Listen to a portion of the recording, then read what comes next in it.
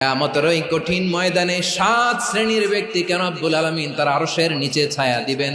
তার মধ্যে প্রথম শ্রেণীর ব্যক্তি হলো ইমামুন আদিল, যে ইনসাফের সাথে বিচার করে, যে জাস্টিস সমাজে সার্ভ করে, যে সুশাসন নিশ্চিত করে, ওই ইমামুন আদিল। আদিল শব্দটা বুঝছেন না? ইন্নাল্লাহা ইয়া'মুরু বিল আদল, পাইছেন? আদিল। 7 শ্রেণীর ব্যক্তিকে আল্লাহ তাআলা সুশীতল আরশের নিচে ছায়া দিবেন, যেদিন তার দেয়া ছায়া ছাড়া কোনো ছায়া থাকবে না।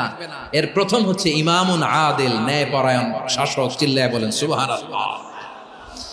আবার বিশ্বনবী বললেন, ইন্নাল মুকসিতিনা ইনদাল্লাহি আলা মানাবিরা মিন নূর আন ইয়ামিনির রহমান। কিয়ামতের দিন যারা ন্যায় পরায়ণ হিসেবে আল্লাহর সামনে দাঁড়াবে, কিয়ামতের দিন রব্বুল আলামিন তার আরশের ডান দিকে ওই ন্যায় পরায়ণ লোকদের জন্য আরশের ডান দিকে একটা নূরের